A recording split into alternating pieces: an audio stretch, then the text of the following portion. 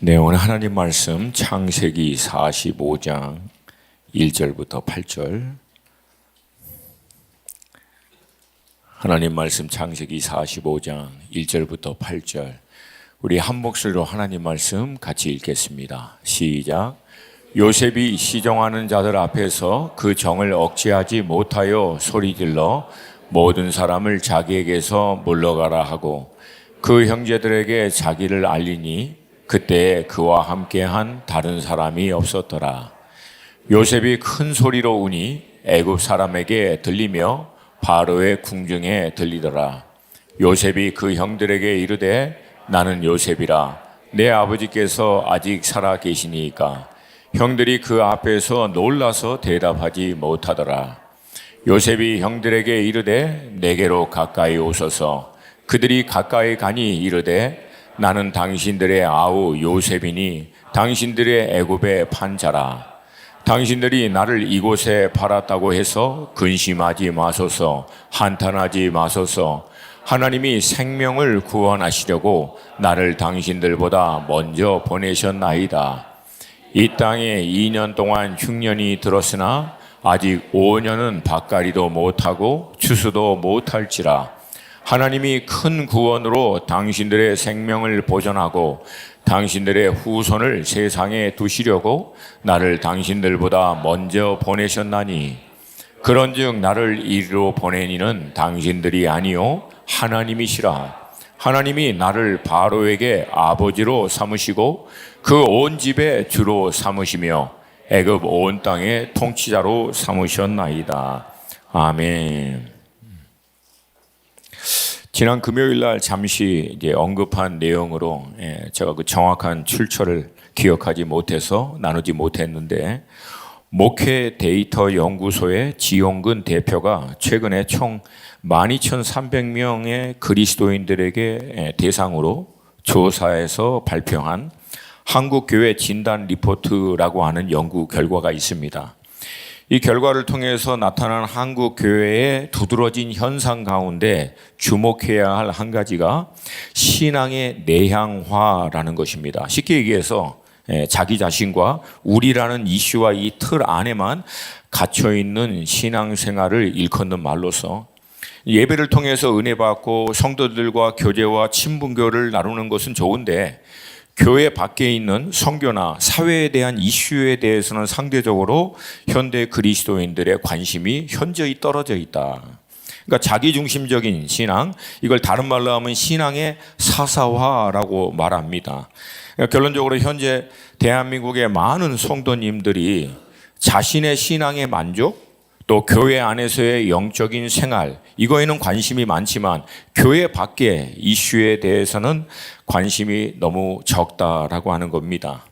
사실 이러한 때 작년 12월에 시작된 대한민국의 계엄령과 이 다나에게 이 모든 일련의 과정들, 어쩌면 이런 일들을 통해서 하나님은 의도적으로 한국 교회를 깨워 기도하는 자리와 교회 밖의 이슈에 대한 어떤 그런 관심을, 우리의 시선과 마음을 좀 돌리고자 하셨던 하나님의 섭리가 아니었는가 조심스럽게 생각이 듭니다. 그리고 거기서 한 발짝 좀 더 나아가 개인적으로 바라는 것은 열방과 민족들, 이 이슈에 대해서 이 시대를 향한 하나님의 큰 이 경륜에 대해서도 관심을 갖고 헌신하는 발걸음을 좀 우리 공동체가 내디딜 수 있기를 주님의 이름으로 소망합니다. 사랑하는 우리 수원 하나 식구 여러분, 우리는 복음을 듣고 믿음으로 신앙생활을 시작합니다. 그리고 우리가 믿고 있는 이 복음에는 크게 두 가지의 핵심적인 게 있습니다. 가장 먼저 복음은 죄인인 우리가 그리스도 예수로 말미암아 의롭다함을 받아 하나님의 나라에 들어갈 수 있게 되었다는 것입니다. 결국 죄로 인해서 영원히 멸망할 수밖에 없는 우리를 위하여 예수님께서 십자가에 피 흘리시고 죽으시고 부활하신 그 공로를 힘입어 우리가 하나님의 나라에 들어갈 수 있는 하나님의 자녀가 된 것이 복음의 핵심인 줄로 믿습니다. 여러분 다른 모든 종교들, 우리가 알고 있는 뭐 불교가 됐던 이슬람이 됐던 힌두가 됐던 또 뭐 중국에 있는 뭐 그 컨퓨셔니즘이라고 얘기합니다. 뭐 도교라고도 얘기할 수 있는 이 모든 다른 종교의 여러분 핵심은 간단합니다. 인간의 열심, 노력, 선행을 통해서 뭔가 더 나은 천국이 됐던 더 나은 삶으로 들어가겠다라고 하는 것이 이들의 가르침의 핵심입니다. 그러나 우리가 믿고 있는 복음은 전적인 하나님의 은혜로 말미암아 천국에 들어갈 수 있고 하나님의 은혜로 온전한 삶을 살 수 있다라고 하는 것이 우리가 믿는 복음의 가르침입니다.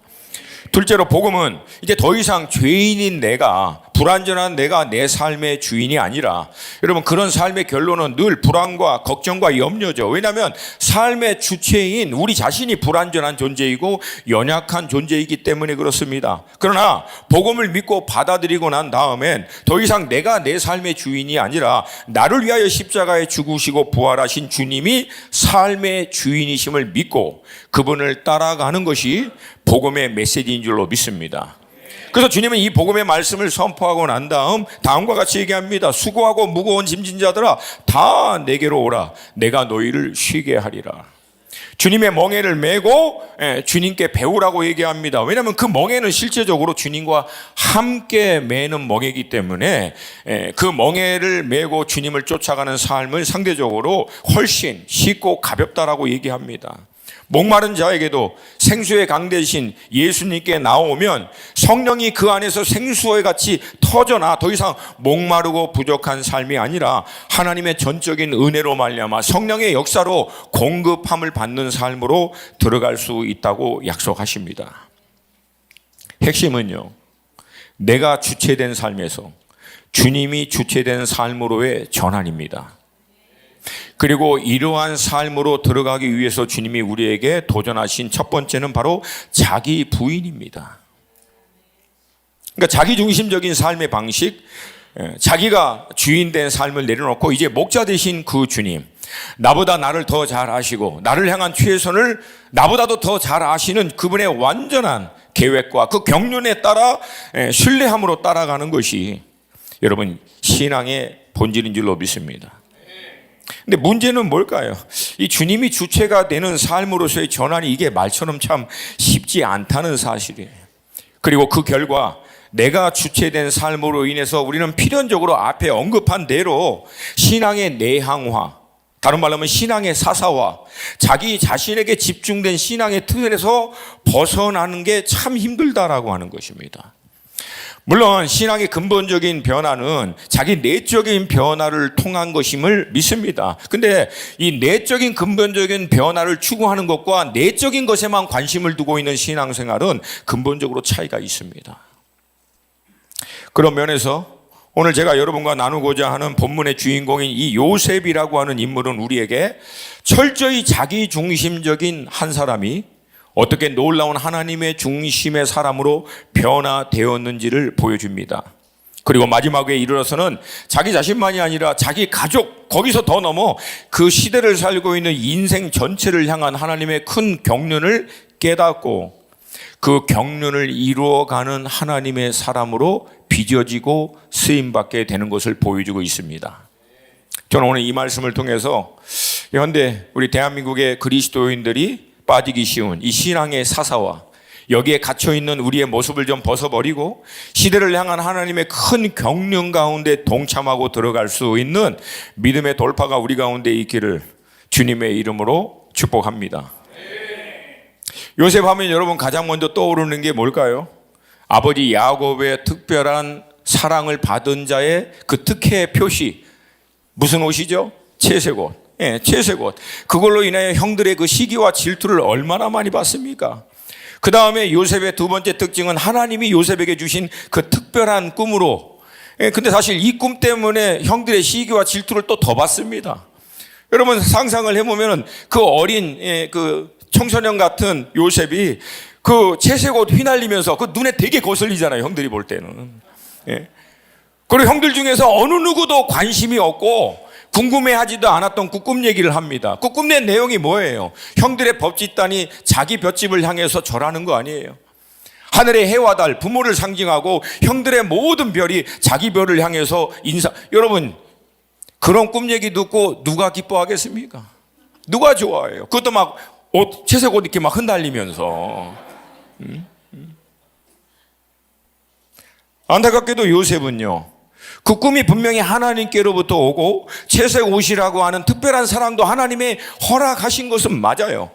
근데 근본적인 문제는 그 꿈을 철저히 자기 중심적인, 자기만을 위한 꿈으로 해석하고 있다라고 하는 것입니다. 근데 사랑하는 여러분, 요셉이 누렸던 이 채색 옷이 어쩌면 예수 그리스도를 믿음으로 말미암아 하나님이 우리에게 입혀주신 의의 옷이라고 생각하지 않습니까? 아버지 야곱의 편애로 말미암아 채색옷을 입은 요셉처럼 우리도 전적으로 하나님의 편애죠. 왜 다른 사람이 아닌 우리를 하나님이 먼저 구원하여 주셔서 자녀 삼아 주겠습니까? 이건 여러분 전적인 편애라고 저는 믿어요. 동의하시면 그게 아멘. 근데 그 의의 옷을 우리도 입고 그거 뭐 휘날리고 자랑하라고 입혀준 게 아니라 겸손히 의롭다 해주신 하나님의 은혜에 감사하여 그 의롭다 함을 받은 하나님의 자녀답게 합당하게 살라고 입혀주신 것이라고 믿습니다. 그리고 예수 그리스도로 말미암아 우리에게도 하나님이 꿈, 고 목사님의 말씀에 따라 그 데스티니, 부르심과 이 비전, 이거 우리에게 주신 것은 뭐 들어보시오, 내가 얼마나 놀라운 비전을, 하나님의 놀라운 부르심을 받았는지 이거 자랑하라고 준 것이 아니라 그 비전에 따라, 그 부르심에 따라 그 시대적인 하나님의 경륜에 맞추어 열방과 잃어버린 영혼들을 살리고 세우라고 허락해 주신 거라고 믿습니다. 근데 우리도 그렇지만 요셉의 근본적인 문제는 철저히 자기중심적인, 앞서 언급한 그 내용을 토대로 얘기하면 철저한 신앙의 내향화라고 하는 자기만을 위한 틀에 갇혀있는 모습입니다. 그리고 우리는 이미 말씀을 통해서 자기중심적인 이 요셉의 꿈을 하나님의 경륜을 이루어가는 하나님의 꿈으로 요셉을 변화시킬 수 있도록 하나님이 요셉에게 어떤 과정을 통과하도록 하셨는지 우리는 이미 다 알고 있어요. 그러면 여러분, 만약 우리도 우리 자신의 꿈에, 신앙에, 우리 사양화에 잡혀 있다면은 하나님이 우리를 어떤 과정을 통과하게 하실 것인지 눈에 보이시면 아멘. 아멘이 약해졌어요, 아까보다. 오래전 제가 미국에서 이제 사역을 할 때 우리 1.5세, 2세들 정말 귀하고 정말 아름다워요. 근데 이 1.5세, 2세들에게 있는 이제 어쩌면 서구적인 어떤 교육과 세계관을 통해서 나온 거라고 볼 수 있어요. 이게 좀처럼 깨지지 않는 이들 안에 있는 연약함이 있어요. 근데 이게 있을 때마다 이들이 이게 툭 뱉는 말이 있어요. 지금도 제가 그 말을 떠오르면 막 깊이 저 안에 있었던 막 상처가 나오려고 그래요. 분노와 막 이렇게. 그게 뭐냐면 제가 한참 하나님의 나라를 위해서, 열방을 위해서, 잃어버린 영혼들을 위해서 너희들이 헌신하고 결단하고 섬겨야 한다 막 그런 얘기를 하다 보면은 갑자기 난데없이 중간에 그들이 그냥 툭 던지는 말이 뭐냐면 What about me? 그런 게 What about me? 저는요? 저는 뭡니까? 그러니까 여러분, 이게 저 입장에선 참 황당하거든요. 이게 하나님 나라 얘기하고 열방 얘기하고 막 잃어버린 영혼들을 하면 막 그냥 Here I am, 막 제가 여기 있습니다. 이거 해도 부족할 판인데 갑자기 툭 튀어나온 게 뭐예요? What about me? 저는요. 그러면 저도 대답해요. What about you? 너는 뭐? 너는 뭐? 그때만 해도 내가 30대 중반, 후반이었으니 얼마나 혈기가 왕성했겠습니까? 그러면요, 이거 정말 웃기는 대화가 오고 가는 거예요. 거기서 계속 What about me? What about you? What about me? What about you? 해결이 안 돼요, 해결이. 나중에는 제가 뿌르뚱해 있는 그들을 향해서 얘기합니다. It's not about you. It's all about Jesus. 이건 너에 대한 게 아니다. 이건 전적인 예수 그리스도에 대한 것이다. 그리고 좀 날카롭게, 지금으로 얘기하면 이렇게 고상하게 표현하지만 그때 얼마나 심하게 깎겠습니까? 그러면서 얘기하는 거, 도대체 너의 신앙은 너를 위한 예수님을 믿는 거냐? 아니면 네가 예수 그리스도를 섬기기 위해서 믿는 거냐? 신앙의 본질이죠. Jesus for you or you for Jesus. 도대체 언제까지 나는요. 이 틀에서부터 벗어나지 않는 예수 그리스도께서 이미 우리를 위하여 십자가에 피 흘려 죽으시고 그러므로 말미암아 우리가 의롭다함을 받아 하나님의 자녀가 되었으면 이제는 우리도 예수 그리스도를 위하여 살아야 하는 삶으로 들어가야 될 줄로 믿습니다. 언제까지 what about me? 갑자기 옛날에 있었던 막 상처가 요셉이나 우리 안에 있는 연약함의 본질은 자기 중심적, 사사화된 신앙관, 자기만을 향하고 있는 믿음의 틀. 여러분, 근데 이 틀을 깨트리고 주님이 주인된 삶으로 들어가는 것이 신앙의 첫걸음인 줄로 믿습니다. 그래서 예수님도 자신을 믿고 따르는 자들에게 가장 먼저 요구하는 것이 뭐예요? 아무든지 나를 따라오려거든 먼저 자기 자신을 부인하고, 평생을 예수 그리스도를 다메섹에서 만나고 난 다음 그를 쫓아 삶을 들였던 사도 바울이 날마다 나는 십자가에서 날마다 나를 죽인다라고, 날마다 죽는 삶을 강조합니다. 물론 이게 말처럼 쉽진 않아요. 이게 쉽다면 벌써 주님 재림하셨겠죠. 우리 안에 숨겨진 놀라운 은사가 뭐예요? 날마다 죽는데 다음날 날마다 새롭게 부활하는, 밤엔 죽었는데 아침에는 부활하는, 시편의 말씀처럼 아침마다 주의 은혜가 늘 새롭다고 했는데 주의 은혜만 새로운 게 아니라 순교했다가 또 다시 부활하는 우리의 자아. 그래서 여러분, 이게 너무 힘들고 어려우니까 포기하거나 멈춰버리는 것과 아무리 힘들고 어렵지만 여전히 자기를 날마다 주님 앞에서 깨트리려고 몸부림치는 거하고는 근본적으로 다릅니다. 완전히 죽진 않아요. 그래도 우리가 몸부림치다 보면은 죽지는 않아도 기절은 시킬 수 있어. 며칠 동안. 동의하시면 아멘. 그 며칠 기절하에 있다가 다시금 좀 이렇게 정신이 들면 다시 또 기절시키고. 할렐루야. 아멘입니까? 그렇게 기절하다 보면 자아도 지쳐서 나중에는 순교할 줄로 믿습니다. 저는요, 신앙의 본질은요, 멈추지 않는 거라고 봐요. 여러분, 저도 솔직히 얘기할게요. 여전히 저도 제 자아를, 제 중심적인 틀을 깨트리는 것을 위해서 씨름하고 있어요. 이미 다 끝나서 저는 하나님 나라에 미쳐가지고 계속 돌아다닌다고, 여러분, 그렇지 않아요. 여전히 불쑥 제 안에도 이 갈등이 일어날 때가 있어요. 그때마다 선택하는 거예요. 여전히 나를 전문용어로 회 떠서, 성경의 표현대로 각을 떠서 주님 앞에 드리려고 하는 몸부림을 멈추지 않는 것뿐입니다. 할렐루야.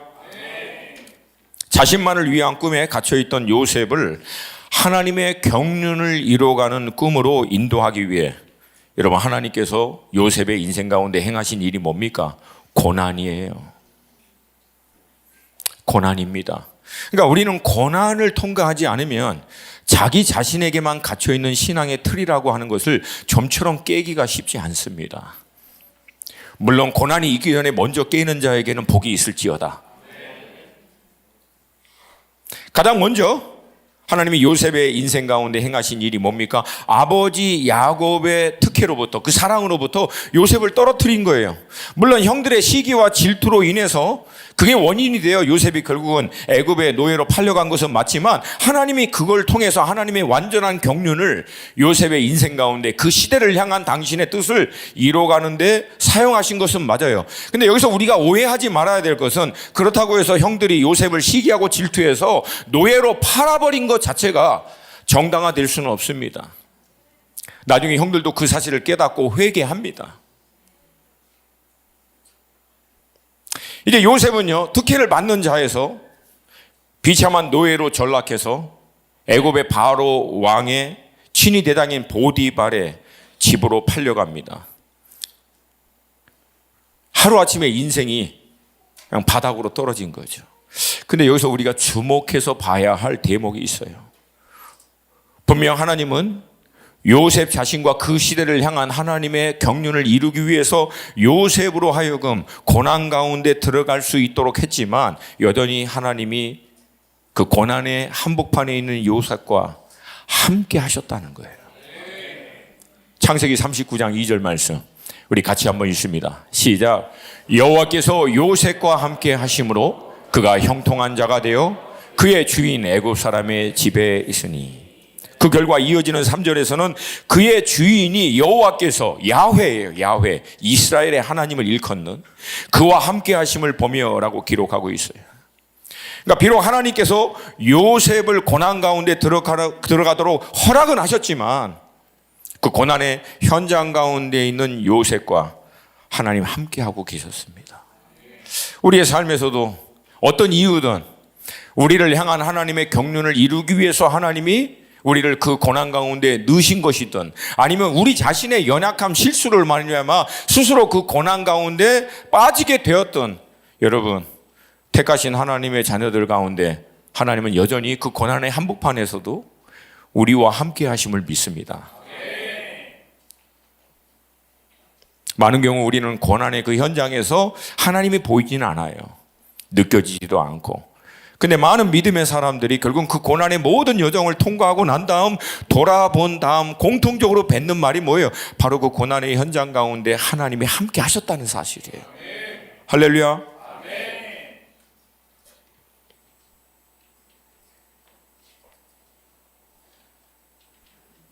이후에도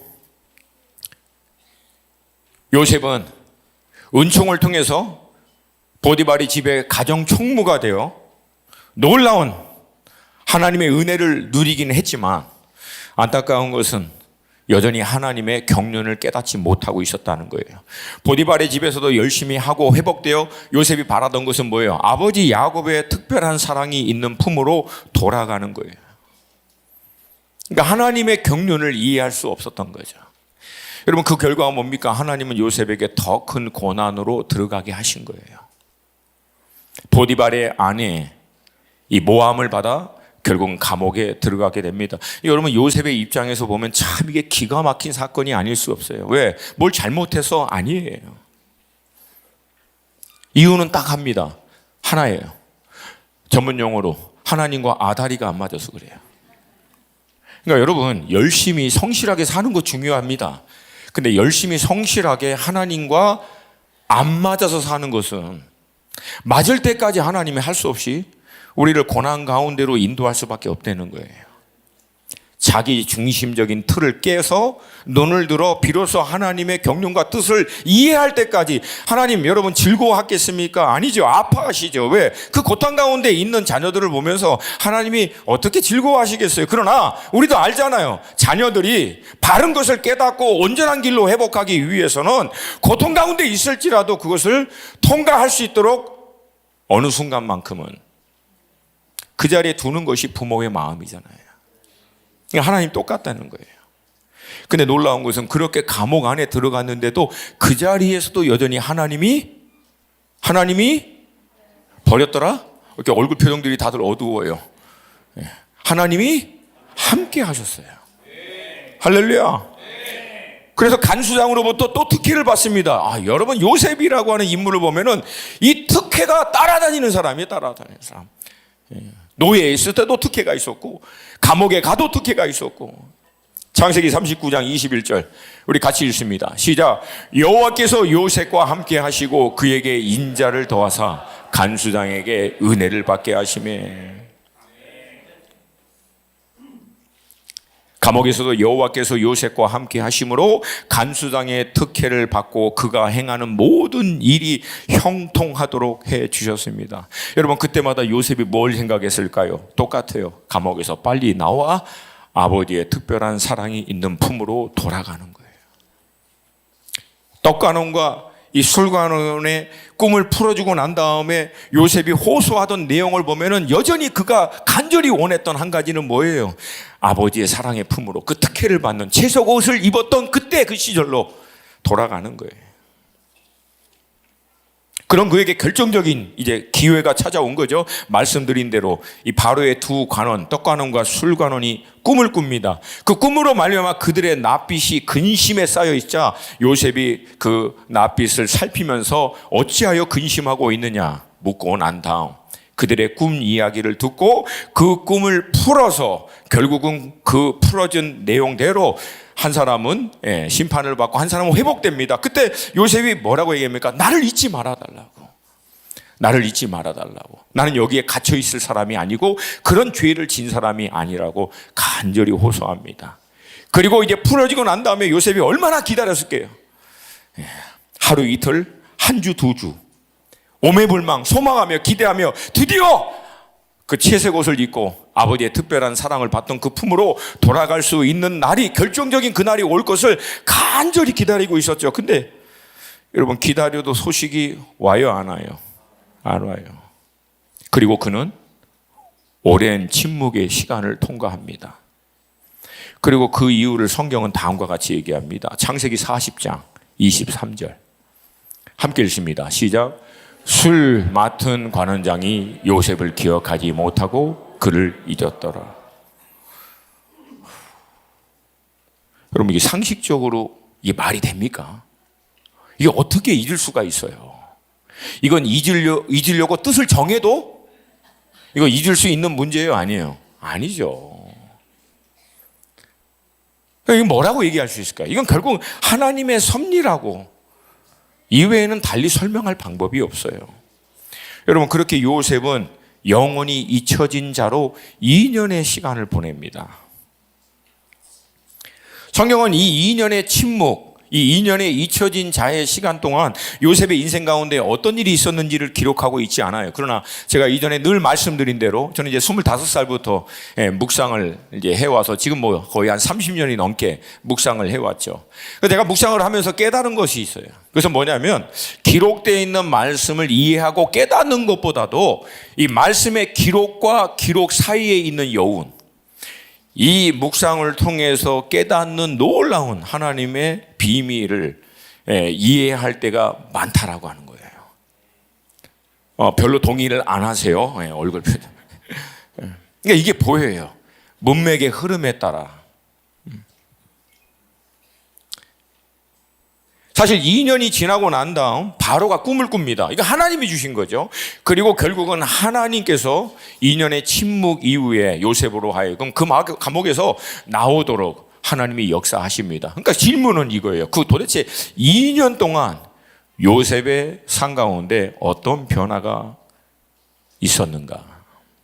여러 가지로 우리가 상상해 볼 수 있고 추정할 수 있지만 한 가지 분명한 것은 철저히 자기중심적인 요셉, 그래서 하나님이 주신 꿈마저도 자기만을 위한 꿈으로 해석하고 있었던 요셉의 자기중심적인 삶의 틀이라고 하는 것이 아마 그 2년의 침묵과 그 잊혀진 시간을 통해서 산산이 부서졌을 것이다.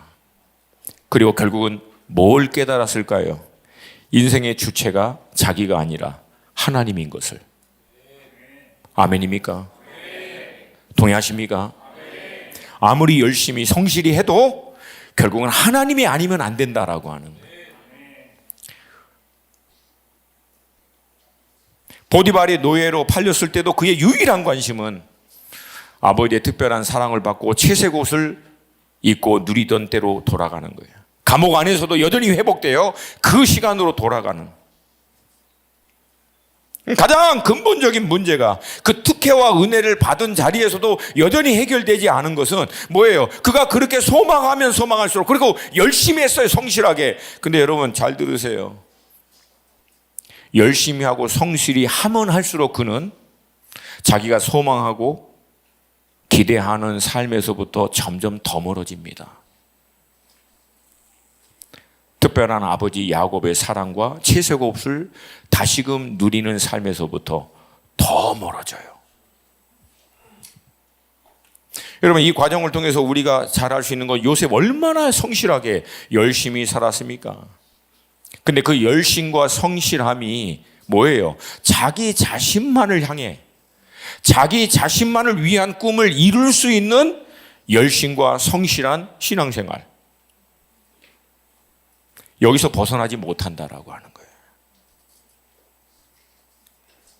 그 결과 하나님은 요셉으로 하여금 철저히 잊혀진 자로 2년의 침묵을 통과하도록 하십니다. 사실 여러분, 이게 마지막 하나님의 훈련 방법입니다. 그 뭐예요? 침묵이에요. 더 이상 말씀하지 않는 거예요. 놀라운 특혜와 그 은혜로 말미암아 거기 안에서도 하나님이 함께 하신 증거를 나타냈던 요셉의 삶 가운데 마지막 자기중심적인 이 틀을 깨트리지 못하는 그에게 하나님이 사용하시는 마지막 방법은 뭐냐면 철저한 침묵입니다. 철저히 잊혀진 자로 둬버리는 거예요. 사실 이 훈련이 우리의 삶 가운데서 가장 힘들죠. 아무리 불러도 대답하지 않는, 아무리 열심히 해도, 아무리 성실하게 해도 근본적으로 해결되지 않는. 근데 여러분, 그것은 많이 부르짖는다고 열심히 성실히 한다고 해결되는 게 아니에요. 이유는 딱 하나입니다. 제 식으로 표현하면 하나님과 아다리가 안 맞는 거예요. 이건 자기 중심적인 신앙의 틀, 하나님이 주신 비전마저도 자기를 위한 비전으로 해석하는 자기 중심적인 사고의 틀, 여기서부터 헤어나오지 못하는 요셉을 하나님은 어떻게 보면 2년의 침묵을 통해서 철저히 깨트리시는 거예요. 이 과정이 쉽지 않습니다. 저도 개인적으로 이런 과정을 통과하는 시간들이 있었습니다. 저의 기질을 보면은 제가 대충 했겠습니까? 얼마나 열심히 했겠어요. 미국 동부에서 수많은 청년들 일으켜서 비행기 전세 내서 전 세계로 뿌려버리고, 제가 왜 제 닉네임이 만부장이겠습니까? 10,000명 일으키겠다고. 그러다가 근데 그 모든 건 뭐예요? 내가 어느 순간부터 하나님이 침묵하시는 거예요.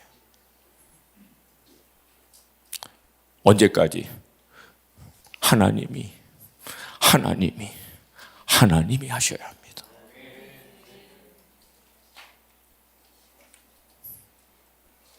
결국 이 모든 과정을 통해서 자기중심적인 요셉의 틀은 산산이 부서지고 결국 하나님의 경륜을 인정하고 받아들이는, 핵심은 뭘까요?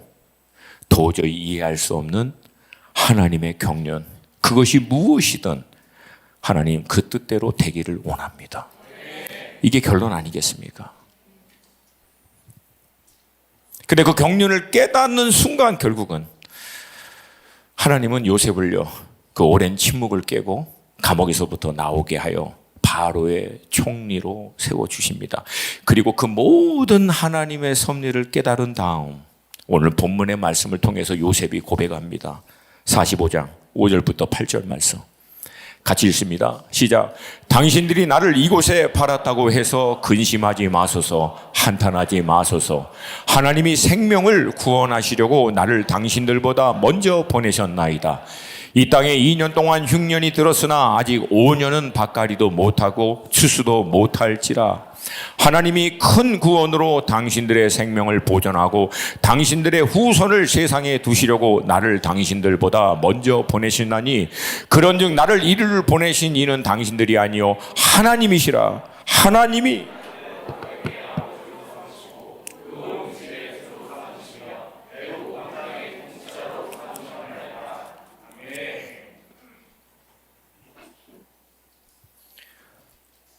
자신에게 준 하나님의 꿈이 자신만을 위한 것이 아니라 가정, 그리고 그 시대를 살고 있는 인생 전체를 향한 하나님의 큰 경륜임을 깨닫고, 그 경륜이 이루어지기 위해서는 아버지의 특혜의 품에서부터 떠나 애굽으로 가야 했으며, 바로의 은총을, 특혜를 받기 위해서는 그 접촉점이 될 수 있는 바로의 신하가 있는 감옥으로 들어가야 했으며, 결국 그곳에서 그는 하나님의 큰 경륜을 마치 퍼즐 조각이 맞춰지는 것을 깨닫게 되고 인정하고 받아들이게 됩니다. 그 클라이막스, 그 결정적인 그 모멘텀은 뭘까요? 결국 자기를 제 식으로 표현하면 박살내는 거예요. 깨트려 버리는 거예요. 깨트리는 거예요.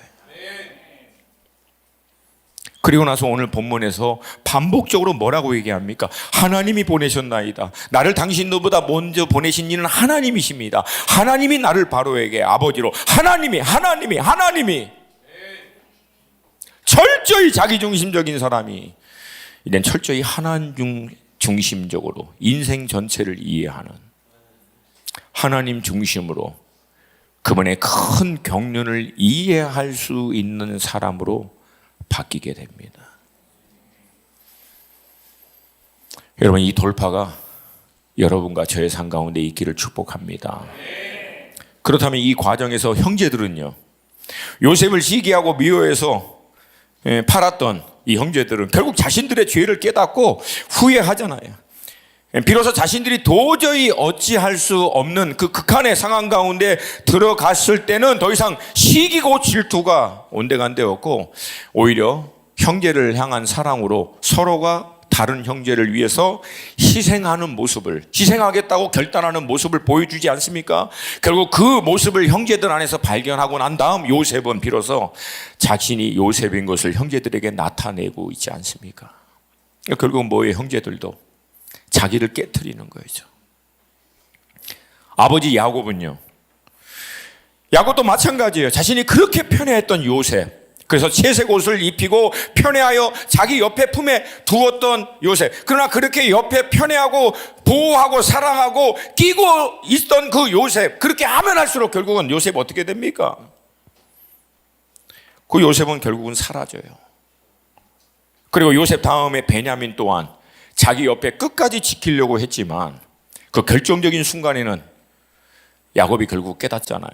아무리 내가 사랑한다고 해서 편애하면서 옆에 끼고 있다고 해서 내가 끝까지 내 자녀들을 지킬 수 있다 없다? 없다는 사실을 깨닫잖아요. 그리고 결국은 베냐민을 내어주면서 그가 죽으면 죽으리라. 결국 베냐민마저도 자기 손에서 놓잖아요. 근데 놀라운 건 뭐예요? 베냐민을 그렇게 놓았더니 죽었던 요셉이 부활하여 돌아오는 거예요. 할렐루야. 여러분, 우리 중 부모님 가운데서 자녀를 안 사랑하는 사람이 누가 있습니까?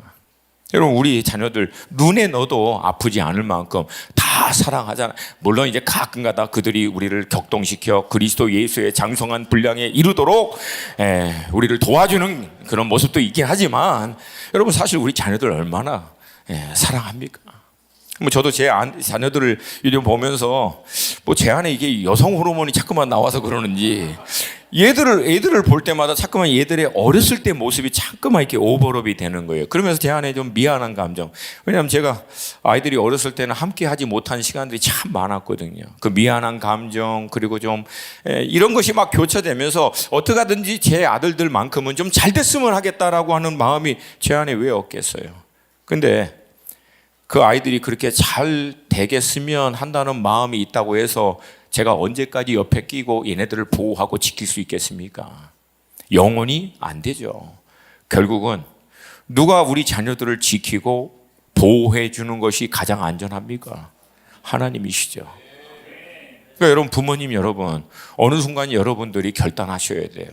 진짜 믿음으로 자녀를 하나님께 온전히 위탁하는, 맡겨드리는, 뭐 버리라는 얘기는 아니에요. 버리라는 얘기가 아니라, 이게 또 오해하시는 분들이 있어요.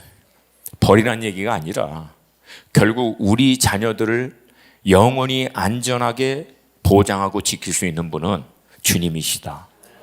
그래서 그 주님이 그 자녀들이 주님을 만날 수 있도록, 경험할 수 있도록, 주님의 이 사랑 가운데 거할 수 있도록 도와주는 것이 부모된 우리의 역할이다는 거예요. 아멘입니까? 바로와 애굽은요, 이 말도 안 되는 듣보잡, 그렇죠? 당시 애굽은 뭐 전 세계에서 가장 큰 강대국이고 문화나 모든 영역에서 가장 발달된 나라에 어느 날 이 말도 안 되는 이 요셉이라고 하는 가나안 무슨 깡촌에서 온 이 총각 하나가 결국은 어떻게 합니까? 나라와 시대 전체를 운명을 바꿔버리는 엄청난 하나님의 사람으로 쓰임 받는 것을 보고 그가 늘 그 입으로 고백했던 야훼 하나님이라고 하는 존재를 그들이 듣게 되는 거예요. 그리고 그 하나님의 놀라운 경륜에 따라 7년의 흉년 가운데서도 그 애국과 주변에 있는 모든 그 시대의 인생들이 축복과 은혜와 보호함을 받을 수 있는 하나님의 큰 경륜을 그들이 보게 된 것입니다. 여러분, 놀랍지 않아요? 하나님의 놀라운 경륜은 뭡니까? 한 인생을 향한 에피소드, 조금 더 나아가 한 가정을 향한 이 에피소드 같은 이 스토리를 통해서 하나님은 결국은 시대와 나라와 민족 전체를 향한 하나님의 놀라운 경륜으로 확장하시고 결국은 이루어내신다는 거예요. 그러므로 사랑하는 우리 수원 하나 식구 여러분, 여러분 개인의 삶은 만약에 여러분이 정말 그리스도 예수 안에 거듭난 하나님의 자녀이고 예수 그리스도로 말미암아 아브라함의 후손인 아브라함의 자손이 맞다면 우리 한 사람의 인생은 우리 한 사람으로 제한되지 않는다라고. 우리 가정은 우리 가정 하나로 제한되지 않는다라고 하는 이 시대를 향한 하나님의 놀라운 경륜 가운데 우리가 하나님의 그 비전, 꿈을 향해서 우리 인생을 정렬시킬 때 우리 개인의 인생만이 아니라 시대를 향한 하나님의 경륜을 이룰 수 있는 삶으로 들어갈 수 있게 될 줄로 믿습니다. 그리고 이 하나님이 우리 아버지 하나님이심을 얼마나 감사합니까? 이 놀라운 하나님의 경륜을, 영적인 원리를 예수님은 딱 한마디로 다음과 같이 정의하십니다. 마태복음 6장 33절 우리 한 목소리로 같이 읽습니다. 그런즉 너희는 먼저 그의 나라와 그의 의를 구하라. 그리하면 이 모든 것을 너에게 더하시리라. 아멘입니까?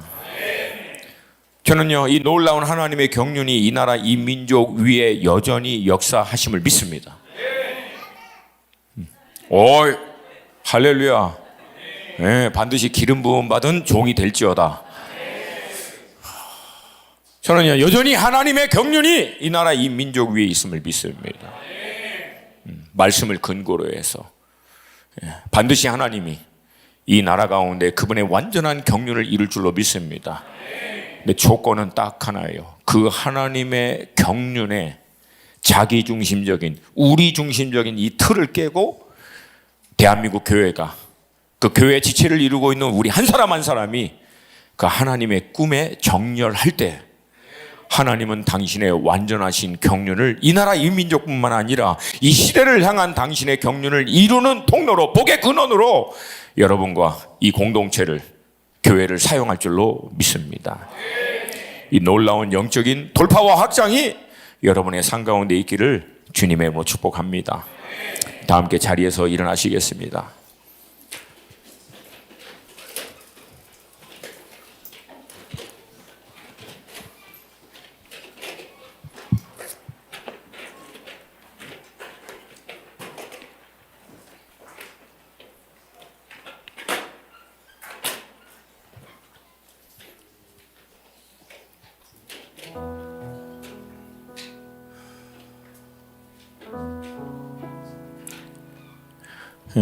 오래전에 저희 집에 있는 두 형님, 제 두 아들들이 어렸을 때 제가 그 아들들하고 봤던 만화 영화가 있어요.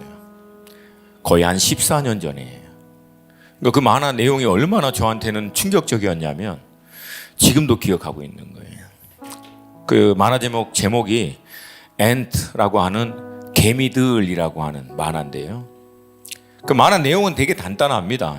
이제 개미굴 안에 개미 왕국이 있어요. 그 왕국 안에서 누가 그 개미의 왕의 자리를 차지하느냐, 누가 더 많은 양식을 차지하느냐, 하여튼 그냥 겁나게 싸워요, 그것 때문에. 근데 이제 어느 날 이들에게 공공의 적이 나타납니다. 그것은 귀뚜라미가 나타나갖고 이들이 준비한 양식을 막 빼앗는데 함께 이제 서로 막 경쟁하다가 공공의 적을 위해서 같이 연합해서 적을 물리치고 그리고 결국은 행복하게 잘 살았더라. 그게 만화 내용입니다. 근데 여러분, 마지막에 이 감독이 카메라를 그 개미굴에서 쭉 올립니다. 그리고 지면에 있는 개미 구멍 거기에 딱 집중시켜요. 그 다음 카메라를 살짝 오른쪽으로 돌려요. 그때 공원 벤치에 다리 하나가 이렇게 딱 나와요. 녹색 의자에 공원 벤치 다리가 개미 구멍 바로 옆에. 자, 질문할게요. 구멍이 컸을까요? 공원 벤치 다리 두께가 더 컸을까요? 그쵸? 이게 더 커요.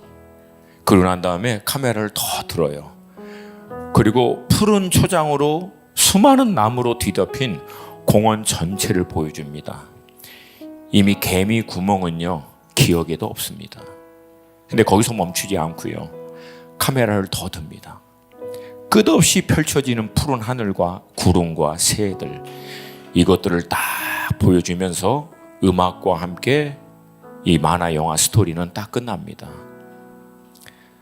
제가 그걸 보면서 왜 충격적이었냐면, 잘못하면 예수 믿고 나름대로 성실하게 열심히 산다라고 하는 내 인생이 그 개미 구멍 안에 있는 인생으로 끝날 수 있다라고 하는 것을 발견했기 때문에 그래요.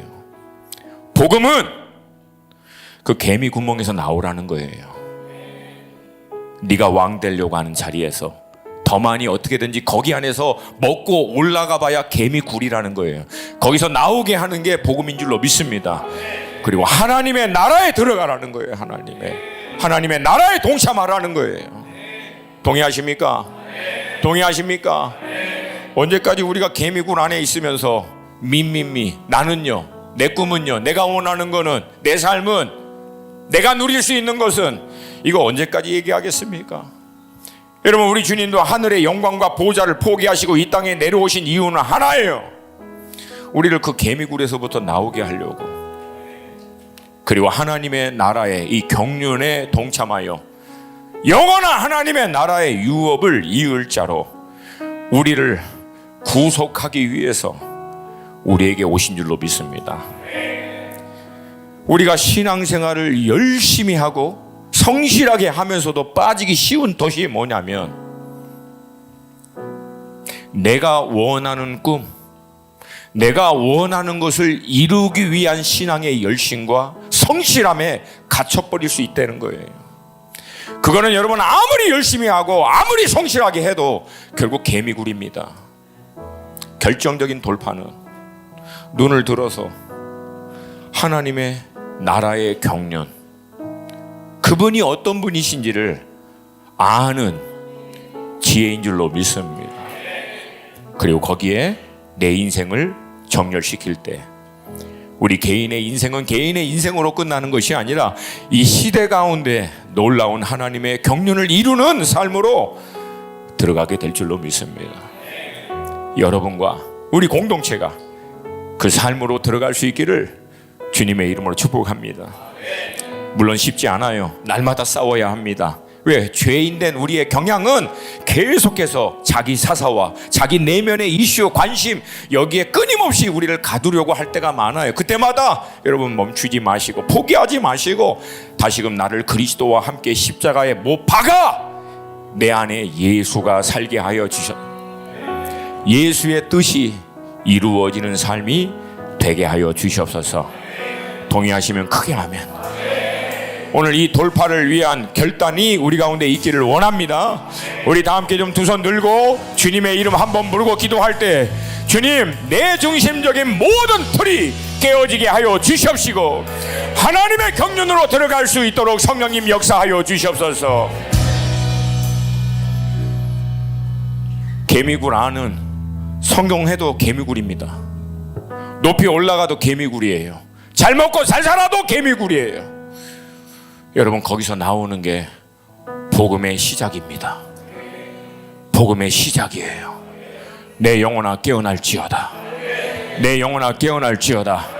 우리 주님의 이름 한번 부르고 우리 통성으로 2, 3분 전심으로 기도하겠습니다. 주여!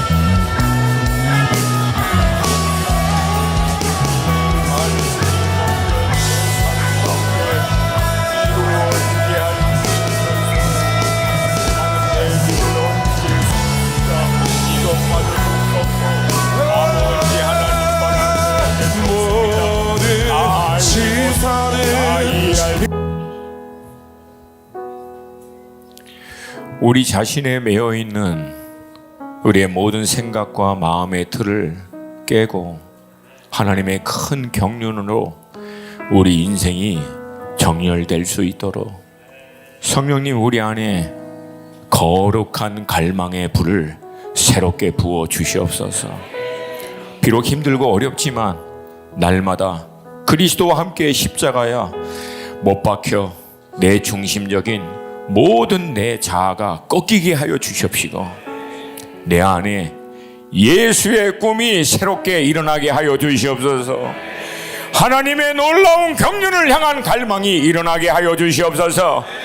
한 번 사는 인생 개미굴 안에 갇혀 끝나는 인생 되지 말게 하여 주시옵시고 하나님의 나라에 동참하는 우리 모든 믿음의 식구들 되도록 성령님 역사하시고 인도하여 주시옵소서. 그리 행할 때 이 모든 것을 더하실 우리 하나님의 신실하신 은혜를 믿고 감사와 찬양을 드립니다. 우리 안에 이 일을 시작하시고 이루시고 영광을 받아 주시옵소서. 감사드리며 예수님의 이름으로 기도합니다. 아멘, 아멘.